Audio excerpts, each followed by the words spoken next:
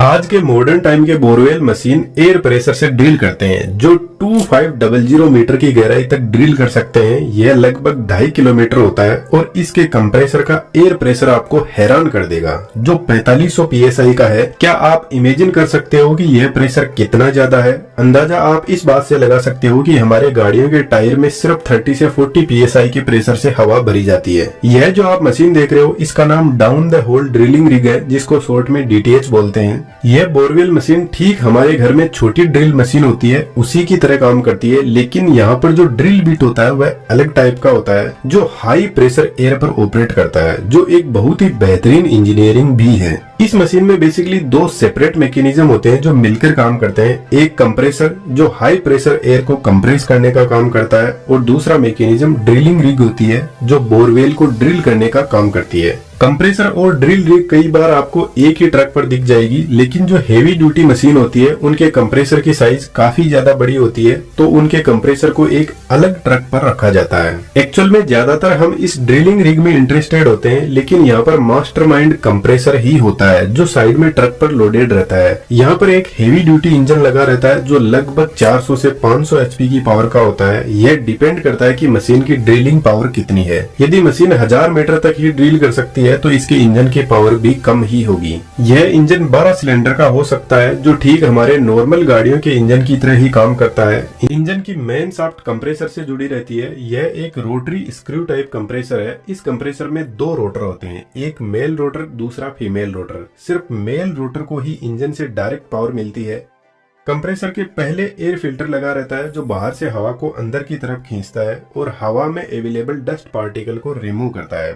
बाद में हवा इन रोटर ब्लेड पर पहुंचती है और यह रोटर कुछ इस टाइप के बने होते हैं कि एक बार जो हवा ट्रैप हो जाती है उसको वापस पीछे नहीं जाने देते और आगे की तरफ एक छोटे एरिया में कंप्रेस करते जाएंगे। और यहाँ पर पहुंचते पहुंचते एयर का प्रेशर बहुत ज्यादा बढ़ जाएगा, लेकिन साथ में एयर का टेम्परेचर भी काफी ज्यादा बढ़ जाता है, तो इसको हमें थोड़ा ठंडा करने की जरूरत है। तो यहाँ पर पावरफुल रेडिएटर लगे रहते हैं जो इस हाई प्रेशर एयर को थोड़ा कूल डाउन करने का काम करते हैं। एयर का टेम्परेचर रिड्यूस होने के बाद में फ्लेक्सिबल पाइप की हेल्प से एयर को भेजा जाता है ड्रिलिंग रिग के कंट्रोल बोर्ड में। इस कंट्रोल बोर्ड से प्रेशर को मैनेज किया जाता है और यहाँ से हाई प्रेशर एयर जाती है स्वीवल मैकेनिज्म के पास में। स्वीवल एक बहुत ही इंपॉर्टेंट कंपोनेंट होता है जो हाई प्रेशर एयर को ड्रिल स्ट्रिंग से जोड़ता है और यहाँ से आगे ड्रिलिंग स्टार्ट हो जाती है। लेकिन इस मैकेनिज्म को थोड़ा सा समझना जरूरी है। यहाँ पर साइड में दो एयर मोटर होती है जो पूरी स्ट्रिंग को रोटेट करवाने का काम करती है, लेकिन इस रोटेशन से ड्रिलिंग नहीं होती है।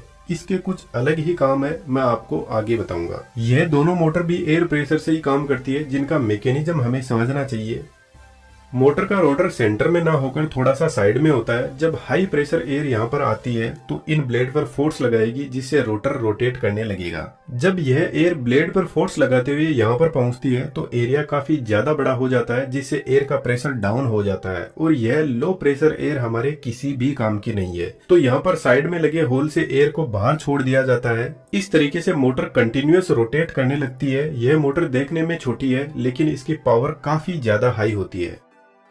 कंट्रोल बोर्ड से मेन पाइप को डायरेक्टली इन स्ट्रिंग के पाइप से कनेक्ट किया जाता है, जिसमें एक्सट्रीमली हाई प्रेशर को भेजा जाता है। इसलिए यहाँ पर यह पाइप मजबूत स्टील के बने होते हैं। इन पाइप के आगे ड्रिल बिट लगा रहता है जो असल में एक हैमर होता है और यह हैमर कितने ही मजबूत पत्थर को तोड़ सकता है, जो अपने आप में एक बेहतरीन इंजीनियरिंग यूज करता है। वैसे तो यह पूरा हैमर एक हाई स्ट्रेंथ स्टील का बना होता है, लेकिन सिर्फ इसका आगे का पार्ट ही पत्थर के डायरेक्ट कॉन्टेक्ट में आता है, जिस पर कुछ ऐसी बॉल लगी रहती है और यह बॉल काफी ज्यादा लंबी होती है, जिसको हैमर के हेड में अच्छे से फिट किया जाता है। यह बॉल बनी होती है एक बहुत ही स्ट्रॉन्ग मेटल की, जिसका नाम है टंगस्टन कार्बाइड, जिसकी वजह से यह बॉल पावरफुल स्ट्रोक सहन कर सकती है और इन पर फ्रिक्शन का भी कोई ज्यादा खास फर्क पड़ता है नहीं।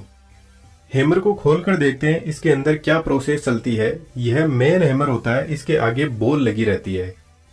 हैमर के पीछे एक भारी भरकम पिस्टन होता है जो हैमर पर कंटिन्यूअसली स्ट्राइक करता है और पिस्टन के ऊपर लगा रहता है एक खाली सिलेंडर। देखो यहाँ पर कंफ्यूज हो सकते हो तो थोड़ा सही से समझना। पिस्टन के ऊपर और नीचे दो चेंबर है और हमें अच्छे से पता है कि यदि पिस्टन के एक साइड में हाई प्रेशर होगा और एक साइड में लो प्रेशर होगा तो पिस्टन हाई प्रेशर से लो प्रेशर वाली साइड में जाएगा। फिलहाल पिस्टन के नीचे के चेंबर को देखो, यह पूरा खाली पड़ा है अब सबसे पहले कंप्रेसर का हाई प्रेशर आएगा चेक वॉल के पास में, चेक वॉल ओपन होगा और यहाँ से हाई प्रेशर आएगा एयर डिस्ट्रीब्यूटर के पास में। एयर डिस्ट्रीब्यूटर एयर को चारों तरफ फैला देगा। अब यह जो सिलेंडर है इसके ऊपर की तरफ जो होल बने हुए हैं इनसे एयर बाहर निकलती है और इस सिलेंडर के पास में से होते हुए वापस इस नीचे के होल से एयर सिलेंडर में एंटर कर जाएगी। अब सिलेंडर के अंदर से ही हवा या तो ऊपर जाएगी या नीचे, क्योंकि बाहर से सिलेंडर हवा को जाने नहीं देगा, यहाँ से ब्लॉक कर रखा है। अब हवा नीचे जाना चाहती है, फिर पिस्टन ने यहाँ से भी हवा को ब्लॉक कर रखा है, तो फिर हवा ऊपर जाने लगती है इस सिलेंडर में से। यहाँ पर देखो चेंबर बने रहते हैं, तो फिलहाल हवा इस चेंबर में से होते हुए पिस्टन के ऊपर बढ़ने लग जाएगी और पिस्टन को ऊपर से नीचे की तरफ फोर्स लगाएगी। अब पिस्टन के ऊपर की तरफ हाई प्रेशर है और नीचे की तरफ लो प्रेशर, तो पिस्टन स्पीड में नीचे आएगा और हैमर से स्ट्राइक करेगा। हैमर से स्ट्राइक करते ही पिस्टन के जो ऊपर का चेंबर है उसमें जो भी हवा होगी वह पिस्टन के अंदर की तरफ एक होल होता है उससे होते हुए हैमर के नीचे की साइड से बाहर निकल जाएगी। अब ऊपर का चेंबर खाली हो गया है, जिसका मतलब है पिस्टन वापस ऊपर की तरफ आ सकता है। अब पिस्टन के नीचे के चेंबर में यह जो गैप बना हुआ है इससे हवा नीचे की तरफ बढ़ने लगेगी, जिससे पिस्टन वापस ऊपर उठने लगेगा और इस पोजीशन पर पिस्टन आएगा तो पिस्टन के नीचे के चेंबर में जितनी भी हवा थी वह हैमर के अंदर से होते हुए पूरी बाहर निकल जाएगी और फिर से वापस ऊपर के चेंबर में हवा भरने लगेगी और फिर से पिस्टन हैमर पर जाकर स्ट्राइक करेगा और यही प्रोसेस ऑटोमेटिकली चलती रहती है। और यह काम इतना फास्ट होता है कि यह पिस्टन 1 मिनट में 1500 से लेकर 2500 टाइम्स स्ट्राइक करता है, जिसको ब्लोज पर मिनट बोलते हैं। और जब यह मशीन चलती है तो आपको घंटा बजने जैसी आवाज सुनाई देगी एकदम हाई स्पीड में। एक्चुअल में वह साउंड इस हैमर की ही होती है। अब हैमर इतनी हाई स्पीड में पत्थर पर स्ट्राइक करेगा तो पत्थर की एकदम बारीक कटिंग होने लगेगी, लेकिन पत्थर के इस कचरे को बाहर लाना जरूरी है, अदरवाइज तो हैमर फंस जाएगा। तो जो एयर का प्रेशर हैमर को स्ट्राइक करने के बाद में बाहर निकलता है हैमर से, उसका प्रेशर काफी ज्यादा हाई होता है। तो यह अपने साथ में पत्थर के टुकड़े, मिट्टी, पानी जो कुछ मिलता है उसको साथ में ऊपर लेकर आ जाता है। जब बोरवेल पूरा ड्रिल हो जाता है तो बोर को क्लीन करने की जरूरत होती है, तो इस कंडीशन में हैमर को रोक दिया जाता है और हैमर पूरी की पूरी हवा साइड में से पास करेगा, जिसका प्रेशर काफी ज्यादा हाई होता है और यह हवा ऊपर आते टाइम अपने साथ में सब कुछ कचरा पट्टी ले आती है। अब यहाँ पर एक सबसे बड़ा चैलेंज आता है, इस हैमर की बहुत ज्यादा पावर होती है। यह किसी भी पत्थर को तोड़ सकता है, लेकिन कई बार पत्थर इतना ज्यादा मजबूत होता है कि हैमर तो उसको रेगुलरली स्ट्राइक कर रहा है, लेकिन ऊपर से यह जो इतने सारे पाइप लगे हुए हैं यह हैमर पर वजन नहीं डाल पाते, जिसकी वजह से पत्थर टूटता नहीं है। तो फिर यहाँ पर जो टावर होता है इसके पीछे की तरफ एक हाइड्रोलिक प्रेशर वाला पंप लगा रहता है और यह पंप इस पुली मैकेनिज्म से जुड़ा रहता है और यह पुली ऐसे घूमते हुए स्वीवल से जुड़ी रहती है, जिसकी वजह से पंप का डायरेक्ट प्रेशर स्वीवल के थ्रू इन पाइप पर लगता है और इन पाइप का प्रेशर हैमर पर लगता है। तो जब भी कोई मजबूत पत्थर आता है तो एक्चुअल में यह हाइड्रोलिक प्रेशर हैमर पर और ज्यादा फोर्स लगाता है पत्थर को तोड़ने के लिए। और एक्चुअल में यदि मैं आपको बताऊं तो इस स्वीवल मैकेनिज्म को ऊपर नीचे करने के लिए हाइड्रोलिक प्रेशर ही लगा रहता है आज के मॉडर्न डीटीएच में। इस मशीन के अंदर कोई भी वह पुराना रोप एंड पुली सिस्टम नहीं होता है स्वीवल को ऊपर नीचे करने के लिए या फिर इन पाइप को बाहर निकालने के लिए, क्योंकि यहाँ पर इन पाइप का बहुत ज्यादा हेवी लोड रहता है। तो यदि डायरेक्टली हम किसी इंजन को गियर मैकेनिज्म के थ्रू कनेक्ट करेंगे तो वह फेल हो सकता है, इसलिए यहाँ पर हाइड्रोलिक पंप इंस्टॉल किया जाता है जो स्लो होते हैं पर एक्सट्रीमली पावरफुल होते हैं।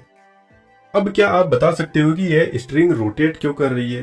कहीं पर भी जरूरत नहीं है इसके रोटेशन की। तो इसके पीछे एक दूसरा रीजन है। यदि हम नॉर्मल हैमर से भी पत्थर को सिर्फ एक ही जगह पर स्ट्राइक करेंगे तो इसके टूटने के चांस बहुत कम हो जाते हैं। तो हैमर जब स्ट्राइक करते हुए रोटेट करेगा तो पत्थर को अच्छे से कट कर पाएगा और बोरवेल का बोर एकदम राउंड शेप में बनेगा। और सबसे इम्पोर्टेंट बात, जब ड्रिल काफी ज्यादा गहराई में होती है तो हैमर कहीं पर फंस सकता है, तो सेफ्टी के लिए रोटेशन बहुत जरूरी है।